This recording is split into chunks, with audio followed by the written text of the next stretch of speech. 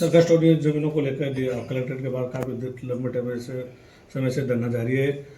सरकार और प्रशासन का क्या प्रयास रहेगा कि धरना समाप्त हो और जो उनका विवाद है वो खत्म हो?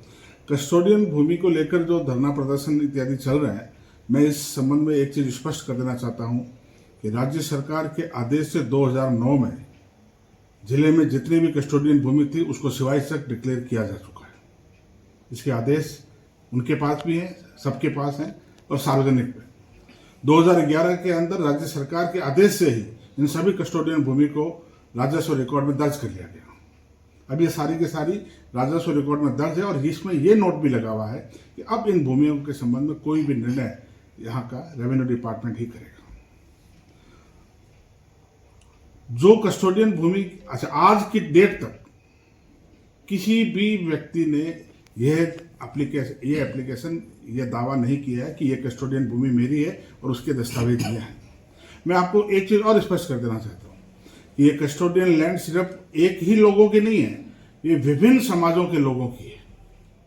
लगभग 6 से 7 हजार गज जमीन जो है बीघा 6 से 7 हजार बीघा जो जमीन है वो जिले के अंदर है और बहुत सारी जमीन ऐसी है जिस पर आज की डेट में कोई भी काबिज नहीं है। हमने तो सिर्फ 30 बीघा जमीन जिस पे कोई भी काबिज नहीं है उसको सरकारी कार्यालयों के आवंटन किया और आवंटन इसलिए किया कि सरकारी रिकॉर्ड में वो सरकारी जमीन दर्ज है, सिवाय चक के नाम से दर्ज है।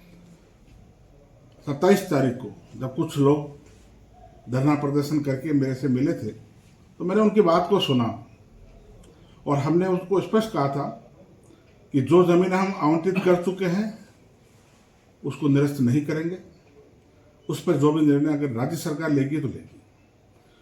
आज के बाद हम तब तक जमीन आवंटित कस्टोडियन भूमि किसी कार्यालय के लिए नहीं करेंगे जब तक राज्य सरकार से कोई स्पष्ट निर्देश नहीं आ जाता। उन्होंने जो भी प्रस्ताव या जो कहते हैं अपना मेमोरेंडम दिया जो उसको हमने राज्य सरकार को भिजवा दिया। 27 तारीख के बाद हमने किसी भी नई जमीन को कस्टोडियन भूमि को राजकीय कार्यालय के लिए आवंटन नहीं किया। उसके बाद में 10 तारीख से यहाँ फिर इन्होंने धरना लगा दिया 10 नवंबर से। मुझे इस धरने का उद्देश्य नहीं मालूम।